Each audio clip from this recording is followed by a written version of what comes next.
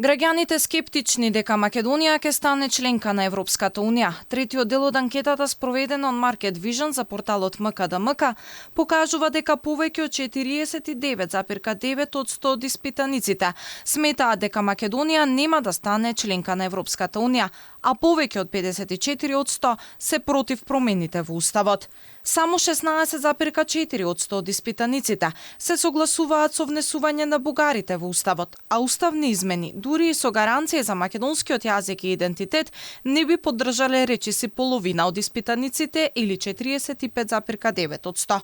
За промена на уставот со вакви гаранции се согласуваат 34,3% од 100. 2/3 од граѓаните кои веруваат дека Македонија ќе стане дел од Европската унија сметаат дека тоа ќе се случи во следните 10 години, а 24,6% сметаат дека ќе треба и повеќе од 10 години. Граѓаните не ја сметаат за значителна финансиската и институционалната помош која ја добиваме од Европската унија и од Соединетите Американски држави. Само 16,6% од испитаниците сметаат дека е значајна помошта од ЕУ, а 32,8% мислат дека е незначителна. Нешто сличен е и процентот за помош од САД. 17,9% од испитаниците сметаат дека помошта која ја добиваме од САД е значителна. Во првите два дела од анкетата која беше објавена викендов се покажа двојно водство на ВМРО-ДПМН во однос на СДСМ.